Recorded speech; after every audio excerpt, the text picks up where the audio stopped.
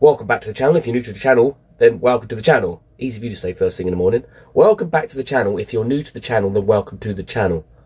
First off, I want to say massive thank you to everybody that has subscribed to the channel. We are now well over 1,000 subs, 1,022 at the moment, I think, something like that.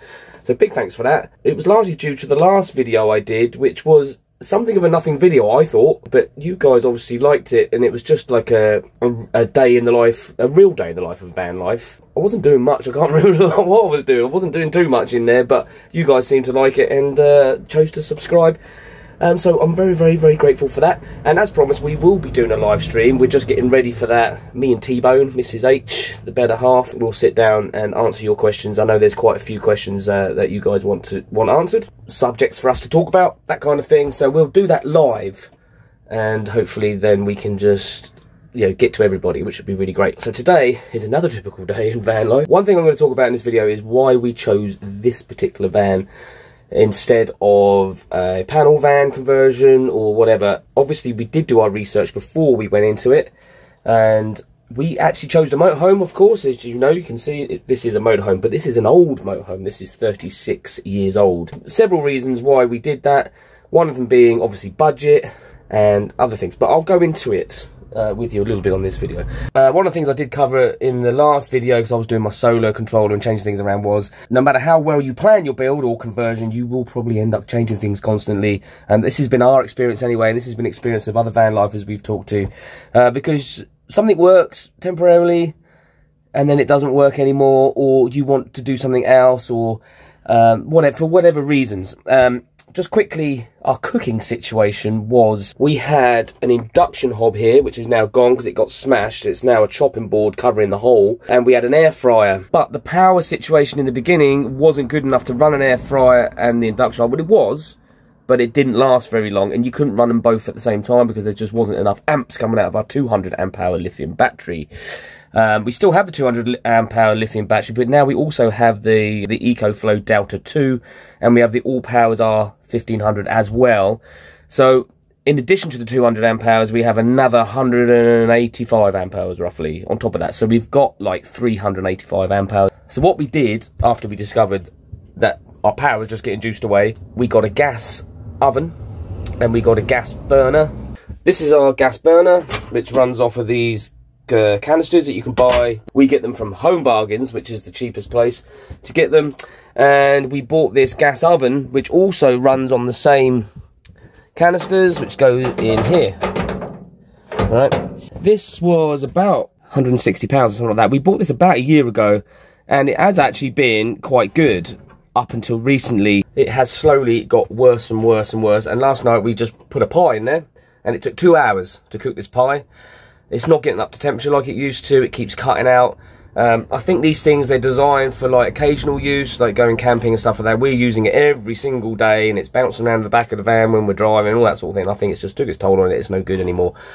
So even though I did recommend this, and there is videos about this in the beginning, it's no good. So it's going to go. So we're going to get rid of that, and I'm going to pull the air fryer back out of the lockup today. We've got just a single air fryer. We're going to use that, and then once we beef up our power, which we're going to do, the house battery I'm going to take up to a 460. I'm looking at the 460 amp hour Fogstar, but they're £1,000, so it's not going to be for a while. We have upgraded our solar to 400 watts, and I've got another 300 watts to go up there, but I need to save up for another controller. So that'll be soon. So we are slowly upgrading our power. I know I bang on a lot about power on these videos, and if you've followed this channel for a while, you'll know that I bang on about power all the time. We got it completely wrong. My advice, if you're doing a van conversion, depending on your needs, I know everybody's different, but I would still suggest getting the most power you can afford. Definitely go lithium, LifePo 4. Whether you have portable power stations or not, that's totally up to you. Everyone's situation is different. If you want to be completely off-grid and not worry about having to take portable power stations somewhere to charge up, or put in out portable solar panels and stuff like that, then just beef up your house power. I know it's expensive, but you won't regret it. Right, first stop today is the gym. I need it. Workout, shower, all that good stuff. Then I'm going to walk down to the lockup, which isn't far, and bring the air fryer back, leave the van here, should be okay. That's the gym done, shower done. I walked all the way to the lockup and back, got the air fryer, which is pretty cool. Now I'm in Aldi. and I'm going to get some scotched eggs, because the scotched eggs in Aldi, or Aldi, however you want to pronounce it, are the best. If I'm wrong, if you think I'm wrong, put it in the comments. What scotched eggs do you like? We've tried loads of them. Aldi, the best. 6 scotched eggs, £1.09 for 2. Should keep me going for the rest of the day. What's not to like? It's sausage, an egg, and breadcrumbs. An egg. Now off to get petrol and then to Brighton. Almost forgot to get water. So here we are at Spotless Water. If you're wondering, 82 litres, £3.84. Can't argue with that. You can't drink it though. But perfect for your shower and your washing up and stuff, innit? Cheap at half the price, mate. And there we go. There's our air fryer. It's only a single one. We've had it a few years, I think. It was the first air fryer we bought. We used to have a Ninja, but we got rid of that. It was too big for it here anyway. But we'll use this for now. It's 1400 watts. I imagine that's 1400 watts at full, which would be up here. But we'll test this out later. And I will probably put an induction hob back in there and lose that. And just use that as a backup. But it all depends on power. So we'll see how we go. We are a bit better with the power now than we were when we first started.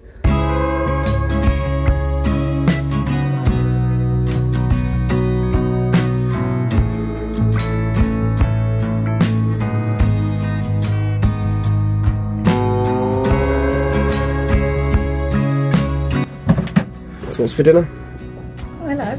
I am going to do... I'm going to do some chips. It's not very healthy, but it's a Monday. It's comfort food, isn't it? So I'm going to do an omelette as well, and I'll use that. And I've not done an omelette in the Ridge Monkey, and you can do with loads of stuff. We're having a monkey omelette. Monkey omelette and chips in the air fryer. That's how it goes. And whatever this is. That's going to be my ingredients for my monkey omelette. The wine's not going in the monkey omelette. The wine's going in me. The monkey. So there we go. I haven't used the air fryer in ages, have we? We've got it back out of the storage. Yeah, they know that because they've already told them that. Have you? I don't know what you chat about all day long. Right, so our power at the moment is 86%. So go on then, let's go, let's see what happens. Right. Put it on, it's going to go to about 0% power. This is why we didn't have it in the first place, wasn't it? We'll see what happens. I think I put it on for too many. What do you reckon? Ooh, what's that? Something's stuck in the air fan. Hello? It's not a monkey, is it? It's a monkey.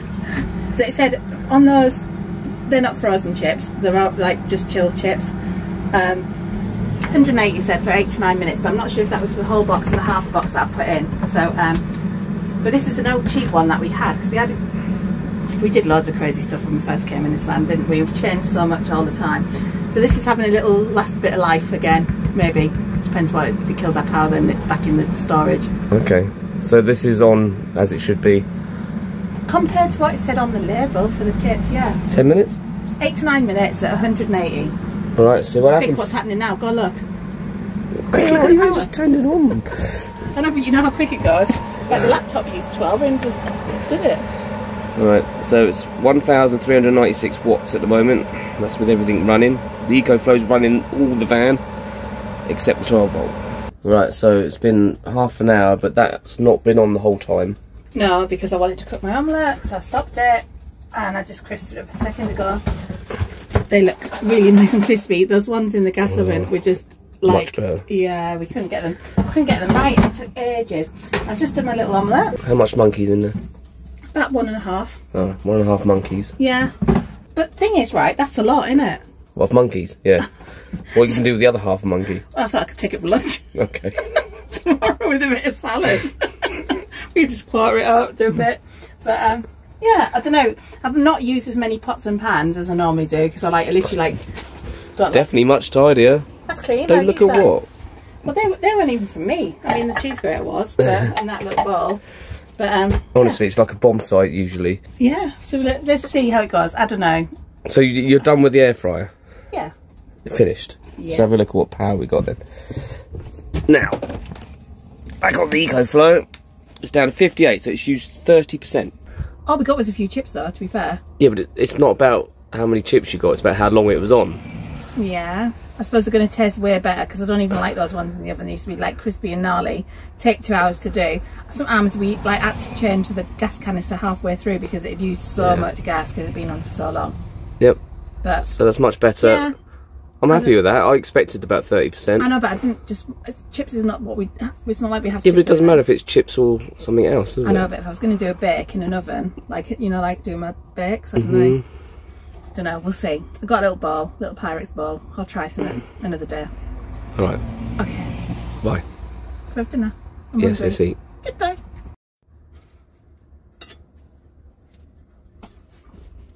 Yummy! I've not had good chips in ages. Sorry, video went a little bit off topic there. I was talking about why we chose this van. Now, when we first started talking about doing van life, we were looking at YouTube channels like you do, doing our research, and we were looking at Sprinters or Fiat Ducatos, you know, boxer vans and stuff like that. Maybe a long wheelbase or an extra long wheelbase type of van. I do have building experience because I ran my own building company for many years, and so I have skills, which is cool, but not ever converted a van before. So although I knew a little bit about what was involved, installation, all that kind of thing, electrics and things, and I can do carpentry and all that stuff, I was confident, but it is not the same as doing a house, not by a long shot. So we went and looked at vans. The first thing we did is we went to a actual motorhome place where they had a wide range and different sizes and all that kind of thing. We walked into a van conversion, but like a professional van conversion, obviously. And as soon as we walked in, and it was a large van, we just instantly was like, no, there's not enough room in here. Instantly, that got ticked off the list. I was like, all right, we can't do a van because, and when I looked at Sprinter vans and stuff like that, it's kind of like the shape of them. And even though people have done some amazing conversions, you look on YouTube at some of the conversions people have done, you're like, oh, that looks really good. I could definitely live in that. When we got in one, just wasn't for us. Then we went and sat in a motorhome, and it was, I think it was about a 7-metre motorhome, but a brand new one. It was, I think, about 66 grand. It might have been a couple of years old.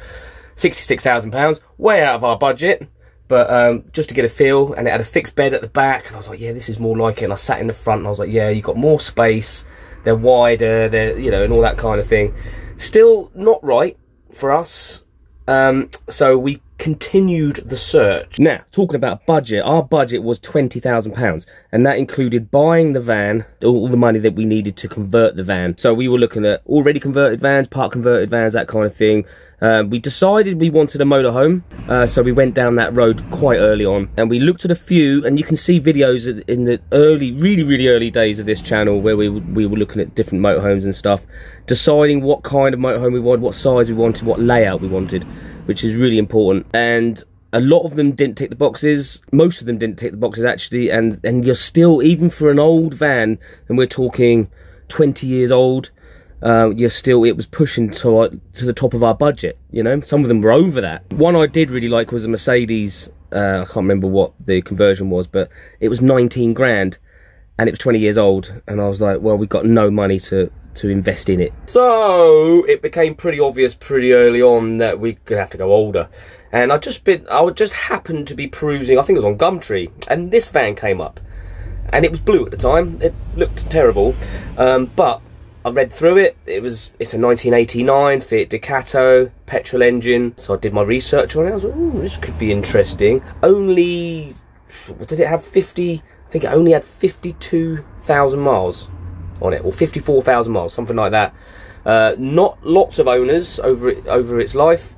Good MOT history, so, you know, always important to do that. Check the reg, went through all the MOT histories back as far as it would go, and it was just minor stuff. There's a little bit tiny, a little bit of welding, but you're like, you know, it's 36 years old, you expect it to have a tiny bit of welding. Nothing major though. There was no huge things on the MOT, so we went and looked at it. Now, no van, like any house really, is going to be 100% perfect. I wanted a garage. This van doesn't have a garage. It doesn't have a fixed bed either, but we remedied that with this. I'll talk about that in a minute. But the actual layout of it was really tidy. What they'd done in there was quite nice. It had been painted, it was looked after. You could tell it was looked after. It had a few little issues with the engine, and oil leak and whatever, but he'd spent some money on it. There was lots of history with it. The previous owner to him had spent lots of money on it. So, and it was a good price. I think it was just under 7,000, 6,750, I want to say. 6,750, I think it was. Cash buy, well, bank transfer buy, you know, and it was there. 4 years MOT, bingo mass. So, budget did play a massive part of why we chose this vehicle. But the other reason we wanted an older one like this was because you can actually do what you want in them. I mean, obviously, originally, these cupboards would have been brown, or whatever they were. But because they're all made of wood and all of that, you can actually paint them, do what you want. The modern vehicles, they're all very plasticky and moulded. And we just basically ripped this all out. Changed a lot of stuff and basically did what we want. So we made it like a tiny house, and that was the idea. And Mrs. H, the better half, said to me, if we're going to do van life, I want it to be like a house. I want it to be like a home. I don't want this like kind of plasticky, you know, you can't change anything, you're stuck with this tiny little sink and this tiny little, you know, 2-ring cooker and all that stuff. I want to be able to relax in there and make it and for it to feel like a home. Because we're going to be in here a lot, right?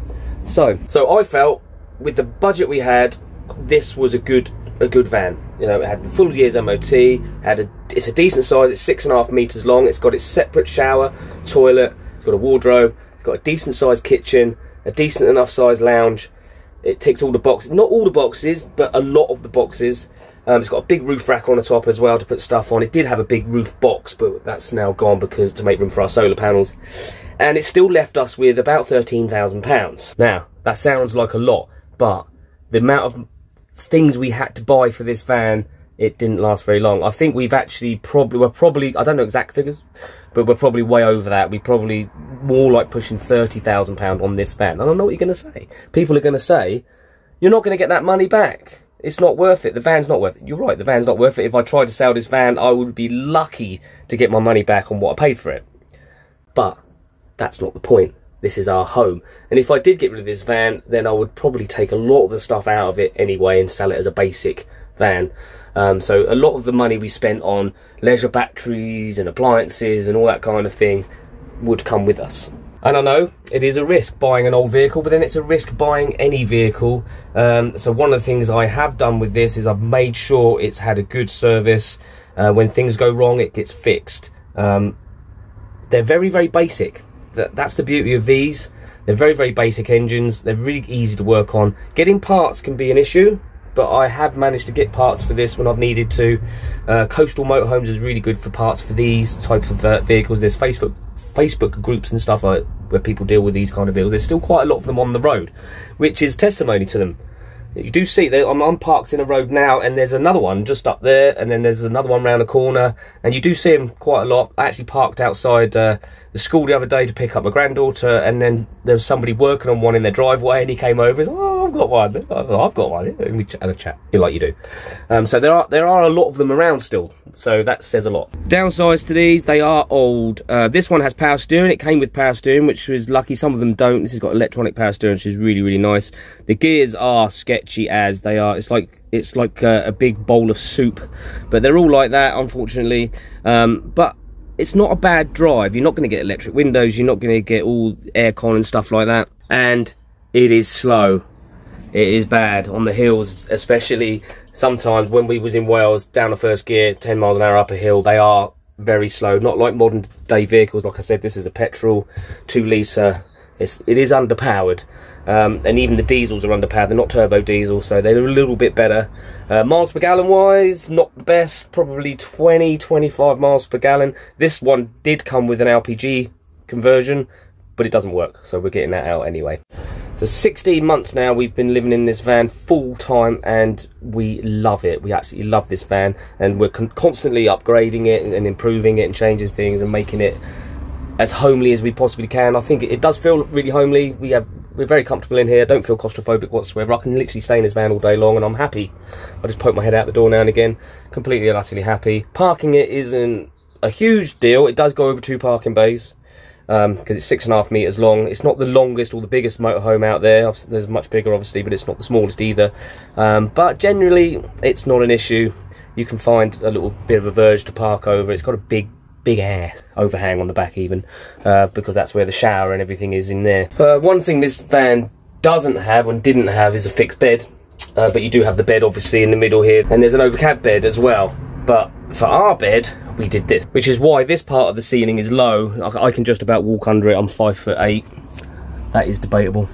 But we put in an electric drop-down bed. So this comes down, and Bob's your monkey, there's our bed. And for us, that makes life really easy. It takes about 6 seconds for that to drop down. There's a little step ladder down there. You just pop in, roll the duvet back, you're in bed. 10 seconds, you're in bed. It's brilliant. Not cheap. It was one of the biggest investments we did. I had to build the bed myself. The actual mechanism and everything didn't come with that, and it cost about £2,000 to put that in. But I tell you what, if you're doing a van, whatever kind of van you're doing, you've got to get a good night's sleep. You've got to have a comfy bed. That's a top tip from me. Make sure you've got a comfy bed, because there's nothing worse than having bad sleep. Right, I'm not going to go into a full van tour. There is a van tour on this channel anyway, where you can go back and have a look if you want to. And the whole build is on this channel as well, right from the beginning all the way to when we first went out and beyond. And also my daughter's van, we did a Talbot Express for her. That was a bit more involved, but if you want to check that out and check her channel out, then you can see all of that. She still has that. She's still living in that as well. So all that said and done, those are the reasons we went for a van like this. It was budget, and it was being able to customise it. I didn't want to do, I don't think I would have had enough money to do what we needed to do in a panel van from scratch. It's a lot more work. The thing with having a motorhome is they're already purpose built, so you're adapting it and adding to it. But if you've got an empty shell, you've got to start from the beginning, which is a good thing for some people. Like I say, it's different for everyone. It's a good thing for some people if you've got the time. We didn't have the time. I had to do 2 vans in 6 months, so you know, I wouldn't have been able to have done that from scratch. All that said and done, that's why we picked this vehicle. We love it, absolutely love it, and maybe that will help you on your quest to choose whatever you want to choose. But like I said, everyone's different, everyone's needs are different, and everybody wants different things. This works great for us. Yeah, we're well over budget, but you're never going to stop spending on them. This is where I'm going to love you and leave you. If you made it to the end of the video, then well done, because I just waffled on for a long time there, didn't I? Anyway, thanks for the subscribes. Don't forget to like, comment, subscribe if you haven't already, and drop us some questions if you've got any questions for our live stream. Love to hear from you. God bless you. See you in the next one.